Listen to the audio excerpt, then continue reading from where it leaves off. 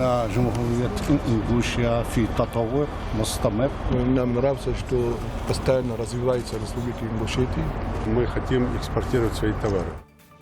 В Ингушетию прибыла делегация послов из 14 арабских стран. Им презентовали экономический потенциал и социальные проекты региона.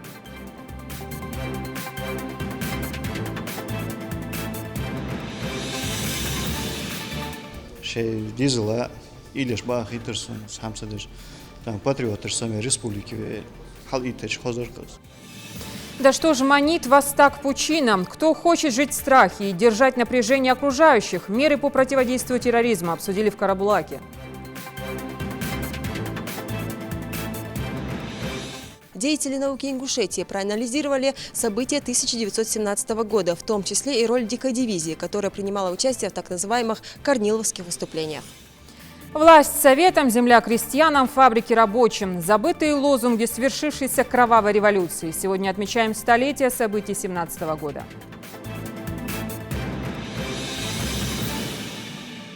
После сдачи объекта жители должны были подключить к основным сетям, однако по каким-то причинам этого не произошло. Дом достроили, Новоселов заселили, а свет подвести забыли. Коммунальная проблема в многоэтажке Магаса. Сегодня в выпуске.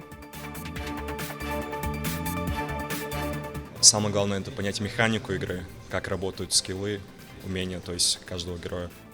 Ну, в общем, вы поняли. Киберспорт для увлеченных. В Назране прошел первый официальный республиканский турнир по игре Dota 2 под названием InGame.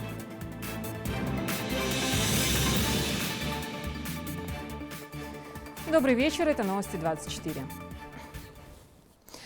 Сегодня в аэропорту Магас приземлился борт с делегацией послов из 14 арабских стран. Почетные гости республики посетили ряд сельскохозяйственных, промышленных, культурных объектов.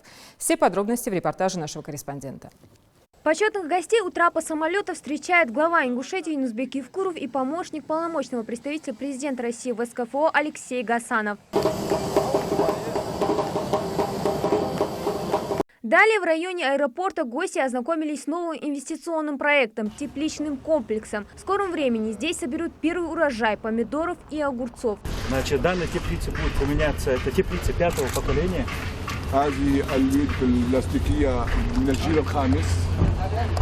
Здесь будет применяться самое новейшее европейское оборудование. وهنا تكون التكنولوجيا الأوروبية الأخيرة. Голландия, Германия, Италия. من إيطاليا وهولندا وألمانيا. شو تعمل تبليسي؟ Томаты. والبندورة. Ну и огурцы уже во втором обороте. وبعد ذلك نبدأ بالخيار. Первый урожай мы ожидаем в апреле следующего года.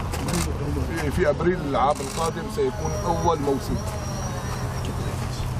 В этом году вот эти 10 гектаров, и в следующем году еще 20 гектаров.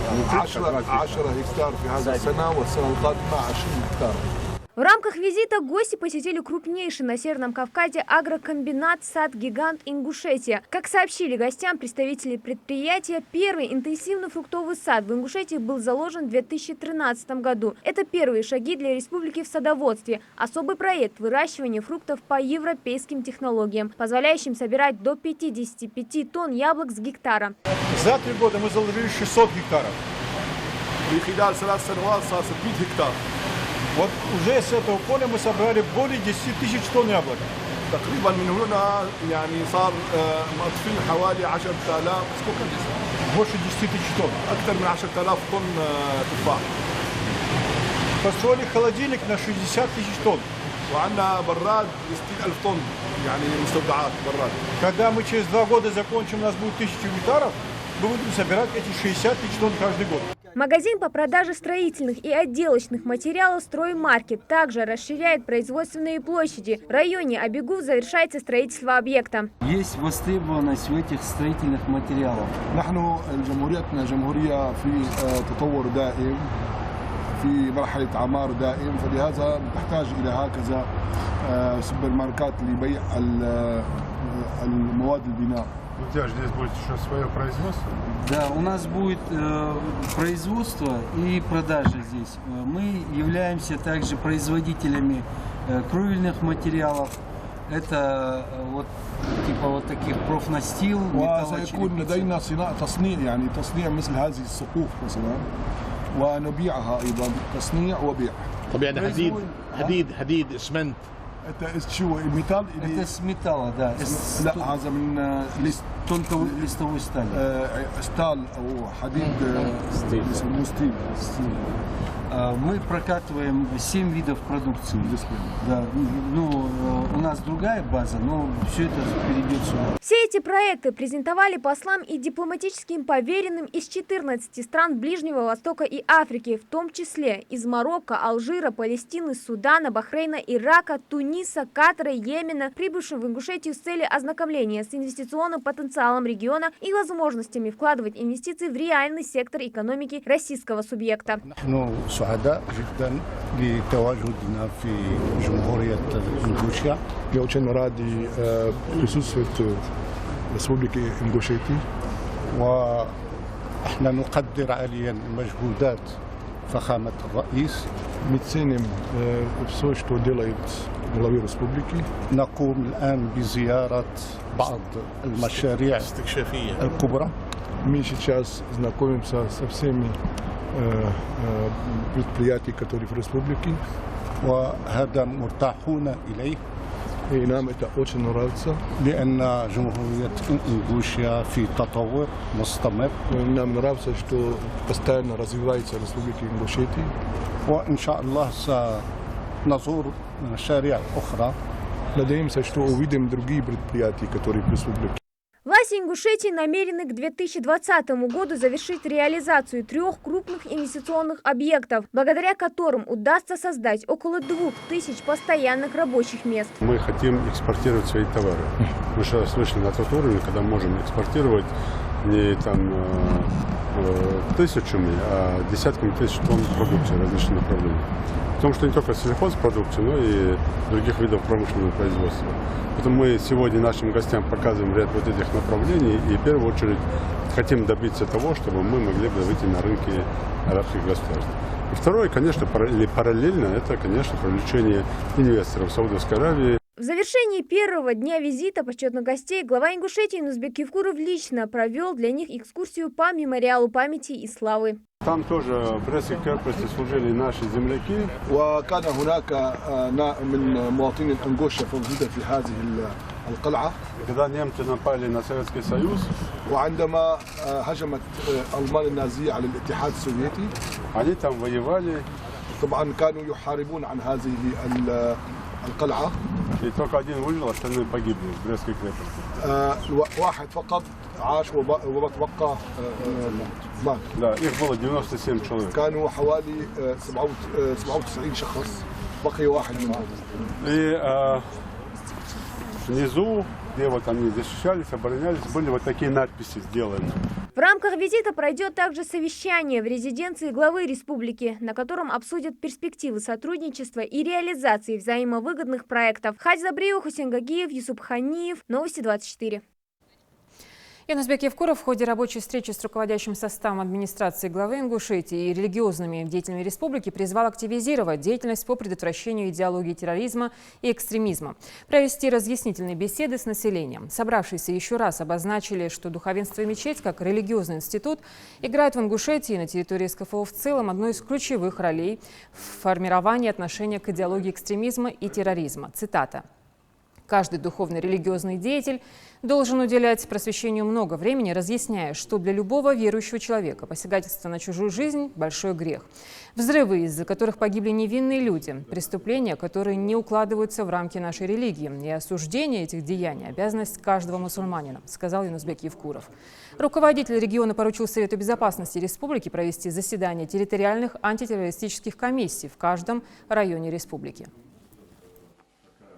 Какая была причина первому нападать на пост? Какая была причина этим на пост идти? Найти того, кто их подговорил пойти на вот эти страшные злодеяния. У первого молодого парня остались мать, 2 сестры. Он посчитал своим долгом там пойти на такие злодеяния, быть убитым. И считает, что он там на пути Аллаха. Завтра ему рай, ворот открыты. Не подумал о том, что там Всевышний с него спросит, а на кого он оставил эту мать свою бедную и 2 сестер. И спросил ли он у матери своей, кто ему ему дал это разрешение. Вот то же самое среди вот этих двоих убитых. Но если один женат и трехмесячный ребенок, то с него тоже там спросит Всевышний. Никакого страха пред Всевышним этих людей нет. Подрываться, убивать сотрудников полиции. Вот эти тонкости, их надо вот разложить. А вы, как священнослужитель, должны этим заниматься день и ночь. Лично осудить это и сказать, что это совершенно не по религии, не связано вообще с религиозной идеей. Это просто бандитизм, это терроризм. На это обратите очень серьезное внимание и проведите эту профилактику. Мы пока эту профилактику очень мало проводим. Уже после обеда глава региона в интервью нашему журналисту дал комментарий к произошедшему 5 ноября теракту на посту ДПС в Яндаре. Ну, то, что там есть определенное внешнее влияние, это понятно. То, что есть политическая составляющая, тоже понятно. То, что есть там, в том числе и акции предвыборных там направлений, тоже они там прослеживаются, есть определенные моменты. Но, знаете, можно по-разному подходить к этому делу. Я повторяю еще раз, есть какое-то существо в человеческом образе, которое дало им команду. Но вопрос в другом стоит. Да, у нас были моменты, когда использовали для этого душевно больных, да, людей, которые не понимают, что делают. И использовали в темную, в том числе там и дистанционно что-то управляли. Но вот первый парень более чем образованный, более чем какой-то мотивированный на жизнь, более чем знающий современные там технологии, в том числе и IT-технологии.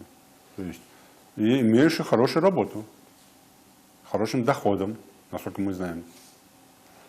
Он попал в эти сети, и он думал только о себе. Думал только о себе. Можно говорить, что его там чем-то отравили, накормили, там, укололи. Нет, нет.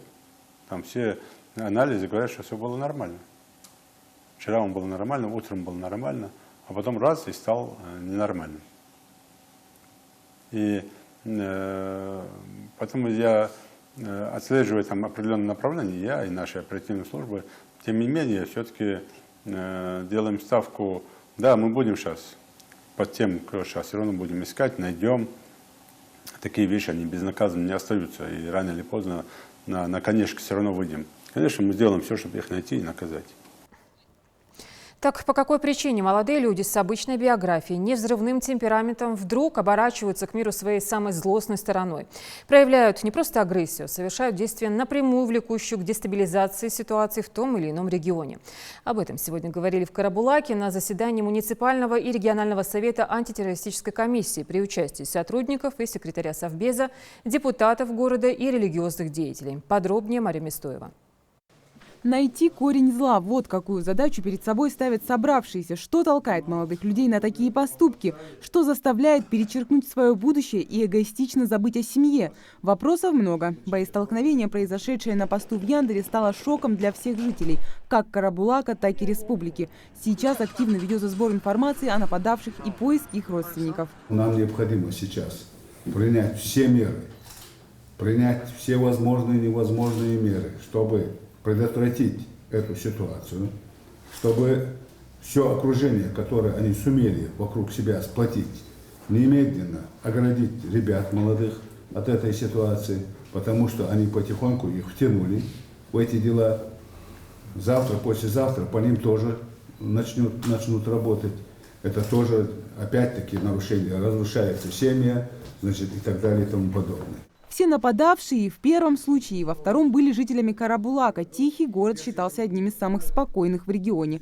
Мэр города рассказал, что с молодежью постоянно проводится профилактическая работа. Школьников и студентов собирают на различных встречах, где религиозные деятели и старейшины объясняют им, что хорошо, а что плохо. В феврале текущего года при координационной роли ФСБ России по городу Карабулак были проведены мероприятия, в рамках которых представители администрации, городского совета, духовенства, отдела образования, правоохранительных структур, надзорных органов привлекали спортсменов, учащихся, и вопрос ставили о недопустимости вовлечения молодежи в деятельность международных террористических организаций. Ахмед Битиев признался, что посещал мечети в городе и слушал проповеди разных имамов, но ни разу не слышал, чтобы они по-своему интерпретировали различные священные писания, чтобы склонить молодежь к неправомерным действиям. А секретарь Совета Безопасности Ахмед Зейтов просто не понимает, во имя чего полные силы и потенциала молодые люди обрекают себя и близких на такую судьбу. لا مشاهد كيف تمتل ياخذ شيء بيزمل لا ياخذ ساكم إصدارها وشواش تنجوق وده هرسبون نو لا ياخذ ساك شو ده خجدي أغمق ده خجدي شو ناخ يقي شو ناخ دجز مخل ياخذ ساك واج ناخ ظلم مجمدي ناخ باخيت ترى ملا بيخ بداها أروان أي تادي شيء داني ديهن نبغى ده كان شيء ديزل أروان сотрудник полиции أروان أي تانية ناخ ظلم مش خد شوي هم ياخذ دوج سитуация وين خوب подорожным транспортным происшествием даже гати ظلم مش خد دوج ناخ خاص هم خد دوج ناخ ديقدر دي أن ماركة مودر دي أن لاش مشوس نيا الشيء ده أروان شيء صح خدي زخوش حبينور سكتهم بل حبينو يا ناخ باش سيدن دق شديش مش تخلوش دس. Сегодня среди собравшихся сидит и дядя Магомеда Мизиева, того самого 20-летнего молодого человека, который сбил на том же посту сотрудника полиции и пытался нанести ножевые ранения другому. Что его побудило пойти на такое, не знает никто, даже его близкие.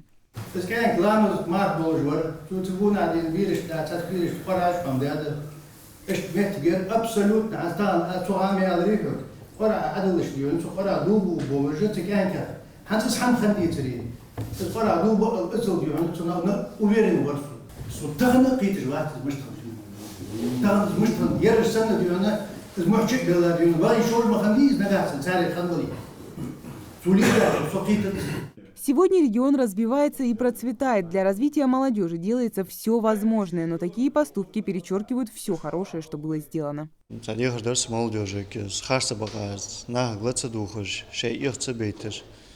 Лорбалар, там шей цаяж, да, на шей халки, да. Родители ждак бакар, да, садихар, да. Док семья юлуж, бирж должна быть суеки бага, шей дизела, или шбах итерсон, сам садиш. Там патриоты сами республики, хал итеч хозаркас. Такие встречи будут проводиться и впредь, и после них будут следовать действия, чтобы предотвратить заболеваемость целого региона от такой болезни, как терроризм и экстремизм. Мария Мюстаева, Майрбек Миржоев, Новости 24. Сегодня мы отмечаем столетие Октябрьской революции. Это без преувеличения центральное событие 20 века. Оно существенно изменило ход всемирной истории. Революция привела к коренному сдвигу парадигмы, как говорят, государственности. Причем сделала это ценой огромных жертв. Научный семинар, посвященный этой дате, и участию ингушского полка Кавказской туземной конной дивизии в событиях 17 года провели сегодня в НИИ Чаха-Ахрива. Лия Гайсанова продолжит тему. В этом году отмечается столетие с момента осуществления Октябрьской революции, которая повлияла на ход военных действий в Первой мировой. Деятели науки Ингушетии проанализировали события 1917 года, в том числе и роль дикой дивизии, которая принимала участие в так называемых корниловских выступлениях. Осень 1917 года стала для страны переломным моментом. К ноябрю достиг пика распад органов власти из-за соперничества Временного правительства и многочисленных левых партий, органы власти которых уже имели сеть по всей стране. Эти события получили неоднозначную оценку историков и до сих пор остаются в центре внимания. Ингуши, как известно, приняли активное участие в революционных событиях столетней давности. То, что на Северном Кавказе, в той его части, которая тогда называлась Терской областью, политические события повернулись именно таким образом, привели именно к таким результатам, которым привели. В этом огромная заслуга Ингушетии, ингушского национального движения, в чем единодушно сходились совершенно полярные, антагонистичные силы, участвовавшие в событиях революции и гражданской войны. Волнения внутри государства привели не только к изменениям ситуации в стране, но и оказали большое влияние на расстановку политических сил в мире. Эта тема стала одной из обсуждаемых на конференции. Акцент сделан и на существенную роль, которая в этих событиях отведена Кавказской туземной конной дивизии, которая, на взгляд ученых, изучена не до конца. Я бы хотела отметить, что есть вопросы, которые требуют более тщательного изучения, более серьезного подхода. В последнее время, конечно, появилось много работ именно по участию ингушского полка в ходе Первой мировой войны. И одной из таких серьезных работ, на мой взгляд, это работа Исы Алмазова «Рыцари чести и долга». Кавказская туземная конная дивизия, вошедшая в историю как «Дикая», была сформирована летом 1914 года по приказу Николая II.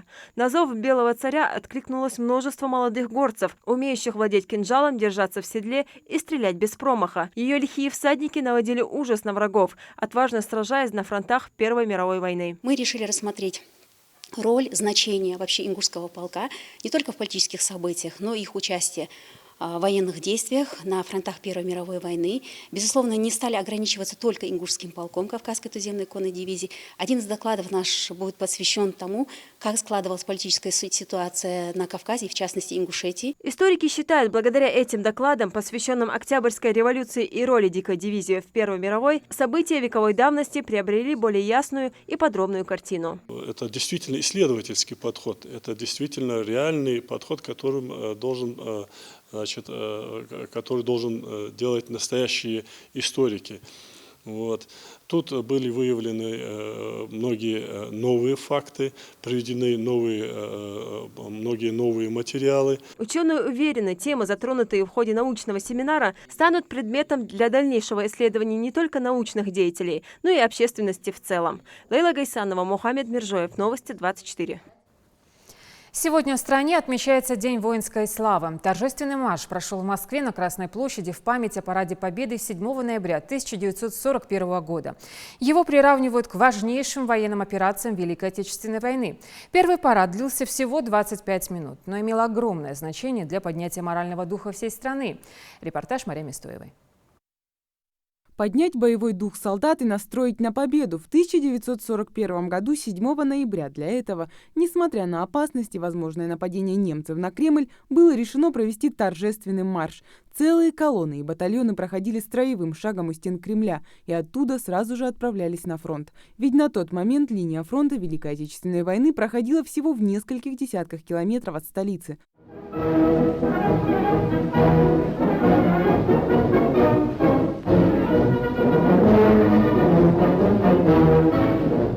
Парад 1941 года больше был похож на секретную операцию. Многие участники были предупреждены о параде только в последний момент.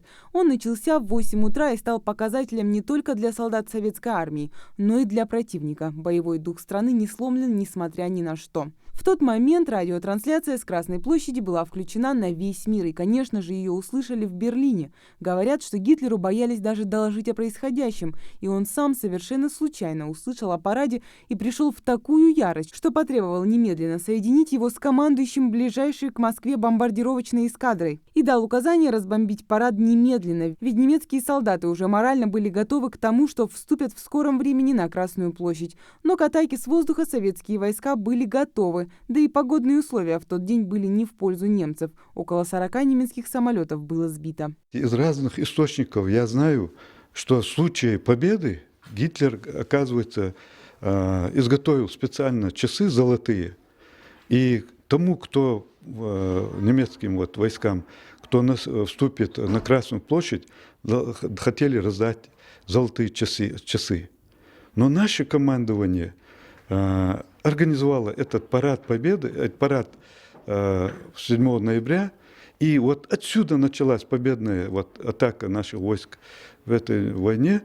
И я слышал, эти люди, которые начали на этом параде 7 ноября 1941 году свою войну, они закончили войну в Берлине, и те золотые часы, которые были изготовлены Гитлером, одевали наши советские воины в Рейхстаге. В тревожные и тяжелейшие для страны дни начала войны парад продемонстрировал всему миру несгибаемый дух и волю народа к победе. Всего в параде участвовало 28 467 человек. Это пехотинцы, кавалеристы, артиллеристы, танкисты, и это далеко не все. В музеях республики ведут работу по поиску ингушских солдат, чтобы выяснить, были ли наши земляки в числе тех, кто маршировал на Красной площади. Пока я могу назвать участников Парада Победы 1945 года. Там Тачиев Сулумбек, там Лянов, Жабраил Хакиев, там и несколько других наших соотечественников, которые присутствовали на этом параде Победы и бросали под ноги немецкие штандарты во время победы в Великой Отечественной войне. Ну вот эта работа будет продолжена. Сегодня в честь исторического военного парада в Москве на Красной площади проводится торжественный марш с участием ветеранов Великой Отечественной войны, курсантов военных училищ, школьников, студентов и различных творческих и патриотических коллективов. По традиции, одна из кульминационных точек – небольшая театрализованная инсценировка. В заключении – праздничный концерт для ветеранов.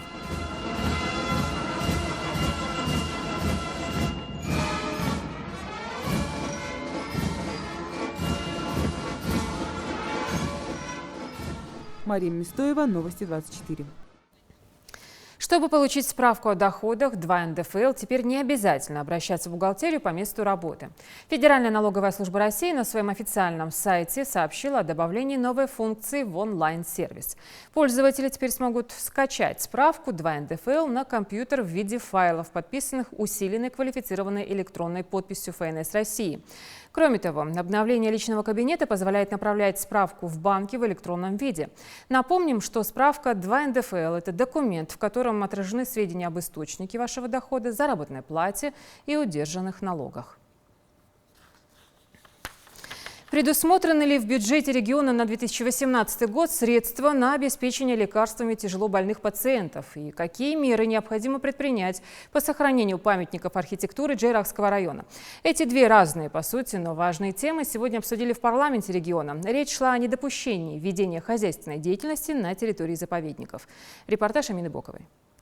Открывая заседание, парламентарии не могли обойти стороной недавнее нападение на пост ДПС в Яндере, в результате которого один из сотрудников погиб. Еще 6 находятся в реанимации в тяжелом состоянии. Депутаты жестко осудили действия бандитов. Настало время, когда каждый должен выразить свое отношение к тем событиям, которые происходят в соседней республике. Я думаю, что коллеги меня поддержат. Мы однозначно осуждаем эти террористические акты.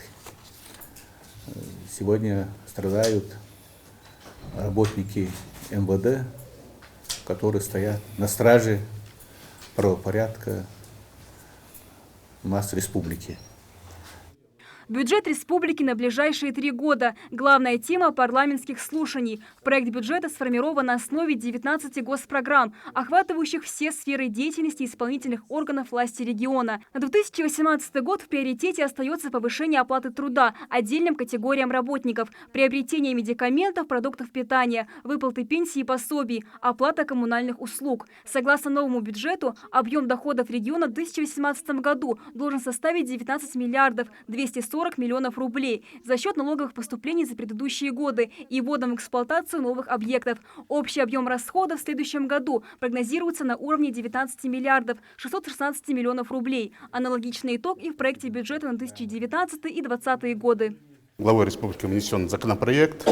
Это основной документ экономический и финансовый, в котором будут и доходные, и расходные части расписаны на ближайшие 3 года.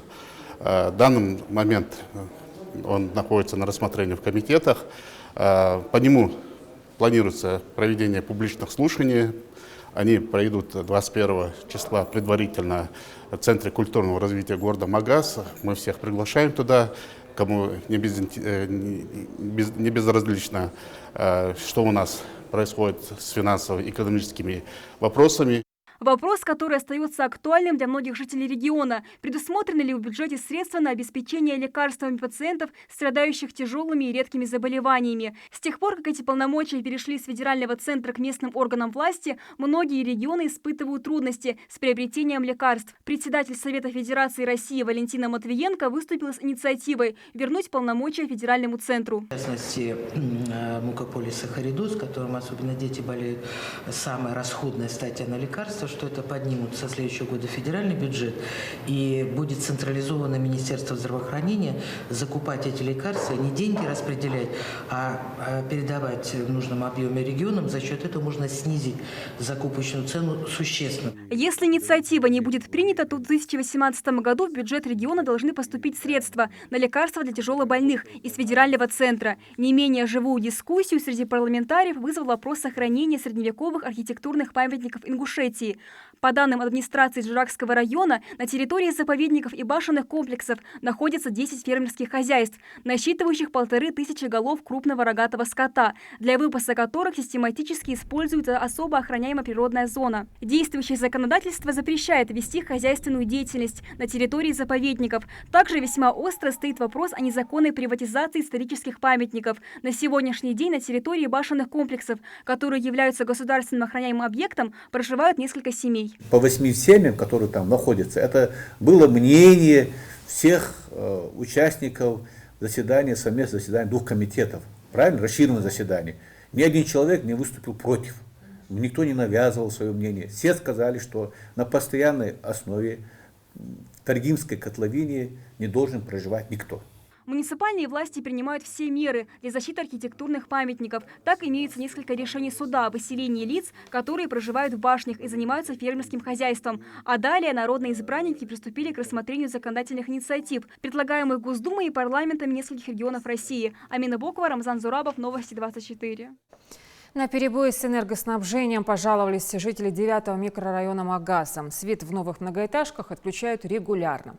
Проблема эта, как выяснилось, появилась не на пустом месте. Здесь просто недоработаны подземные сети. Рейд провели сотрудники МРСК. Подробности у Ирины Цичуевой.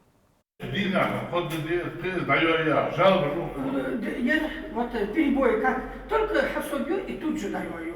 Эта жительница в свои новые апартаменты переехала только недавно, однако уже успела ощутить все прелести ситуации с электроэнергией. Не проходит и дня, чтобы в этих домах не отключили свет. Многочисленные жалобы в социальных сетях сподвигло работников Ингушэнерго лично приехать и разобраться. Конечно, будет отключение. Это частный фидер. Построил когда-то его еще при начале строительства города Магас. Построил его, начало строительства осуществила фирма не он, а потом дальше уже каждый брал своими кусками, куда не надо, ему туда и тянул эту линию. Словом, как говорят работники МРСК, на этих участках не должно быть опорных столбов. Вместо них должны быть подключены подземные сети. В этом и заключается современное строительство многоквартирных домов. На время строительства этих многоквартирных домов подрядная организация предоставила рабочим временные технические условия. После сдачи объекта жители должны были подключить к основным сетям, однако по каким-то причинам этого не произошло. Тем самым и жильцам МРСК создали огромные проблемы. Трансформатор строителя просто не в силах тянуть на себе всю нагрузку. Отсюда и постоянные перебои со светом. А подстанция, которая должна была обслуживать весь район многоэтажек, здесь скорее в роли достопримечательности. Трансформатор просто не подсоединили к сетям, а он так и стоит без пользы. Работники МРСК говорят, что не раз просили Минстрой и мэрию Магаса обратить внимание на эту проблему. Здесь вообще напряжения хватать не будет людям. Потому что это временное все, они все сидят на время. Они должны это понять и потребовать от того застройщика, который им продал квартиру, значит, легализовать их электроснабжение. Так или иначе, пока подрядные организации и ответственные лица думают, как решить проблему, по прогнозу погоды в Ингушетии уже четверг обещают похолодание. А значит, с перебоем электричества у многих и в домах будет не теплее, чем на улице. Ирина Цичуева, Рамзан Миржоев, Новости 24. Лучше подстраховаться и официально зарегистрировать свой маршрут. Отныне туристы должны информировать МЧС о предстоящих походах. Для этого на сайте ведомства открыт новый раздел для регистрации. Эта мера в первую очередь необходима в целях безопасности самих путешественников. Спасатели в случае необходимости, зная точное местонахождение туриста, смогут вовремя оказать помощь. Все подробности у Юсупа Гелисханова. Перед тем, как посетить курорт Арымхи, Ислам Халухаев наведывается в комитет по туризму. С самого детства молодой человек неравнодушен к пейзажам горной Ингушетии. В погоне за новыми впечатлениями он не раз объехал другие страны. Побывал в Турции, Кипре, Китае. Но красивее родной Ингушетии места во всем мире нет, делится Ислам. Как бывалому туристу, ему знакомы все процедуры перед путешествием, кроме одного нововведения. Сначала надо будет зарегистрироваться на сайте МЧС. Все группы должны регистрироваться. Исламу объясняют, теперь каждый турист должен пройти регистрацию на сайте МЧС. Такие меры предпринимаются с особой целью – безопасности туристов. МЧС, они будут мониторить, сколько людей сейчас находится в горах, кто там находится, когда они должны покинуть горы.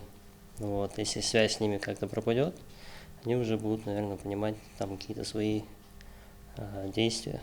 Действительно, меры приниматься будут. По другую сторону экрана в Центре управления в кризисных ситуациях МЧС за всем происходящим, контролируя регистрацию туристов, наблюдает специальная группа. В этом разделе указывается фамилия, имя, отчество туриста, регион проживания, его мобильный телефон, место прибытия, время пребывания в районе. Эту анкету турист либо руководитель группы должен заполнить за 10 дней до поездки. Таким образом, сотрудники МЧС могут контролировать весь процесс приезда и отъезда туристов. На электронную почту Центра управления в кризисных ситуациях приходит СМС-сообщение о том, что данный турист или туристическая группа зарегистрирована на сайте. После этого специалистами оперативной дежурной смены данная информация передается в поисково-спасательные отряды МЧС России. У нас непосредственно в сельском поселении Галашки, в сельском поселении Таргим расположены поисково-спасательные отряды. Если в 2012 году Ингушетию посетили только 2000 туристов, за 4 года турпоток вырос в разы, в 2016 до 45 тысяч, а за этот год более 70 тысяч. И это только российские туристы. По иностранному турпотоку также наблюдается положительная динамика, отмечают в Комтуризма. Если у нас в прошлом году общая цифра за 12 месяцев была немногим больше 3000, то сейчас уже за 6 тысяч уже перевалило. И до конца года с учетом поданных заявок на приобретение туров и с поданных заявок для получения пропуска, я думаю, цифра будет намного выше.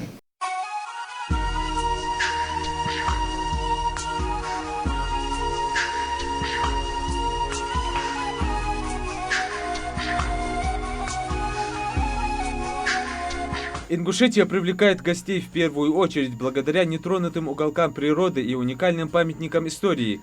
В основном это горная Ингушетия, приковывает внимание туристов Асинское ущелье, курорт Арымхи, многовековые башенные комплексы Эгикал, Леньми, Таргим. Что касается достопримечательностей равнинной Ингушетии, туристические маршруты охватывают города Назрань, Магаз и, конечно же, особой популярностью пользуется город воинской славы Малгобек. Юсуп Гирисханов, Сурхо Кусиев, Новости 24.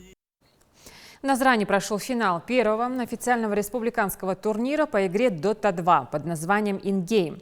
Участвовать в киберспортивном соревновании заявили желание команды не только из Ингушетии, а также из Дагестана и Чеченской республики. Организаторами битвы была молодежная инициативная группа, а ее партнером стал комитет по делам молодежи. Все подробности у Микаилы Тангиева. Турнир начался, идет ожесточенная борьба между двумя лучшими командами. Игроки максимально сконцентрированы и стараются действовать слаженно. Геймеры общаются между собой по внутренней связи и тем самым координируют каждый шаг. Игрок команды Team Glorious Амирхан Анзуров много лет увлекается киберспортом, а 2 года назад он вместе со своей командой впервые принял участие в подобном турнире. Начинал я играть еще с игровых, когда раньше старички играли. В общей сложности это где-то 11-12 лет. Познакомился с дотой. Зашел в игровую, увидел, как играют дяденьки какие-то старенькие. Понравилось, начал играть. Ингушские игроки команды X пока проигрывают, но показывают очень хорошую игру. У каждого игрока своя задача. Кто-то обороняется, а кто-то ведет наступательную борьбу. Многочисленные тренировки – одна из важнейших составляющих для победы, как и в любом подобном турнире. За каждым действием следит комментатор соревнований, который описывает зрителям в зале все происходящее. Игра проходит, в принципе, так же, как и во всех любых видах спорта, когда турнирная сетка выстраивается так, что проходит групповой этап, после проходит четверть и полуфинал. В данном случае в доте есть небольшая необычность для других видов спорта, такие как, в полуфинале, если в групповой стадии команда играет по одной игре друг с другом на выход в четверть и полуфинал, то в четвертьфинале и полуфинале это называется ланы. Ланы – это когда команды уже не в интернете играют, а непосредственно в одном месте собираются и играют. Принцип игры Dota 2 примерно такой же, как и в шахматах. Нужно наперед предугадывать действия противника. Самое главное здесь – это уничтожить центральное здание на вражеской базе, тем самым победив соперника.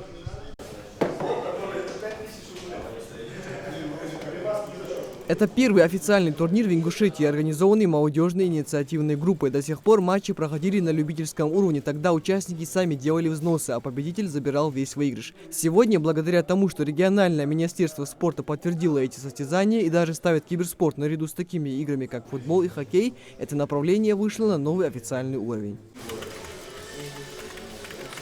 Участникам сегодняшнего турнира есть за что побороться. Победители этого соревнования ждут ценные подарки. Это игровые мыши, наушники, клавиатуры и, конечно же, главный приз – кубок за первое место. По словам организаторов, это первый, но далеко не последний турнир по киберспортивным дисциплинам. В будущем планируется создать сборную команду Ингушетии, которая будет выступать на международной арене и показывать достойные результаты. Нам очень помогли партнеры, которые непосредственно, к примеру, это клуб «Арена», который выделил помещение, также спонсоры мероприятия, которые покрыли расходы на приобретение призов для победителей. Изначально турнир планируется провести региональным, то есть с командами из Ингушетии, но команды из Республики Дагестан, Чеченской Республики тоже изъявили желание участвовать, и по сути турнир уже можно назвать межрегиональным. На этот раз победителями турнира стала команда Team Glorious. Ребята отлично выступили, получили свои заслуженные призы. В завершении встречи между руководителем инициативной группы Ингушетии и Ассоциацией киберспорта Чечни было подписано соглашение о дальнейшем сотрудничестве в игровой сфере и совместном проведении межрегиональных турниров. Михаил Тангиев, Рамзан Зурабов, Новости 24. 3 золота и 4 серебряные медали привезли с собой наши юные боксеры. Так отличились воспитанники Сунжинского физкультурно-оздоровительного комплекса на прошедшем в Дагестане турнире по боксу памяти видного общественного религиозного деятеля Дагестана Ахмад Хаджи Тагаева. Репортаж Юсупа Гилисханова. Ингушский боксер Хизир Измайлов из последних сил добивает своего оппонента. Против него на матчевой встрече по боксу среди юниоров, который проходил в Дагестане, на ринг вышел спортсмен из Ставрополя. Бой в весовой категории 56 килограмм выдался для обоих очень напряженным, но воспитанник Сунжинской спортшколы своей тактикой и выносливостью все-таки вырвал победу. Первый бой я чувствую себя ночью. Второй бой Ставрополь, Рож, Армия, Нордши. Диклатажгян, Кянквар, Балряч. Центр бой Халанджо. Выложить им дораз был. Цифра на его медали – самое главное доказательство. Хизир выложился на все 100. Боксом юноша увлекся еще в детстве. Позади 6 лет упорных тренировок и достижений. Хизир, ко всему прочему, еще и 3-кратный призер всероссийских соревнований, 4-кратный чемпион по боксу в СКФО. Бок о бок с ним тренируется еще один победитель турнира Ислам Шаухалов, который выступал в весовой категории 52 килограмма. Даху тренировки киллер хаусан. Куан Ставрополь, Ардул Сетхо. И Цигичи Латвия сдал Эндель. И в конце этого месяца сбор Хугиса 19-го. Отбор на Кубок России. Цигладкуса дал Эндель. Турнир по боксу проходил со 2 по 4 ноября. Соревнования приурочили ко Дню народного единства и памяти видного общественного религиозного деятеля Дагестана Ахмад Хаджи Тагаева. В турнире принимали участие сборные команды Чеченской Республики, Дагестана, Ставропольского края и Ингушетии. Нашу республику представили 10 воспитанников Сунжинского ФОКа. Спортсмены привезли 3 первых и 4 вторых места. Ребята выступили довольно-таки хорошо, заняли общекомандное 2-е место. 1-е место у Дагестана, 2-е место у нас, 3-е у Чеченской Республики и 4-е место заняли Ставропольский край. Кроме кубков, медалей и грамот, этот турнир дал начинающим боксерам хороший опыт, который им пригодится на ринге в дальнейшем. Хотелось бы поблагодарить и руководство Навалахского района за теплый, такой хороший прием, потому что у наших спортсменов очень хорошие отзывы по поводу приема, и выразить благодарность тренерам нашим, которые подготовили наших боксеров, и, естественно, самим боксерам за их хороший результат. Но на достигнутом начинающие боксеры останавливаться не намерены. Их ждет подготовка к очередным соревнованиям. В начале декабря ребята должны выступить на боксерском турнире в Санкт-Петербурге. Юсуп Гилисханов, Адам Далаков, Новости 24. Буйство красок и завораживающая игра света под звуки музыки. Масштабная мультимедийная экспозиция «Ван Гог. Ожившие полотна», впечатлившая зрителей в десятках городах, открылась и в Афинах. Уникальная технология преображает выставочный зал в интерактивное пространство с гигантскими экранами высокой четкости, объемным звуком и компьютерной графикой. Каждое полотно сопровождает фото, видео и текст, рассказывающий об истории его создания. Выставка, соединяющая в себе искусство и технологии, не только создает эффект погружения в полотна живописца, но и знакомит зрителя с историей жизни и творчества Ван Гога. Помимо жителей Афин, увидеть эту выставку можно в Санкт-Петербурге и Архангельске.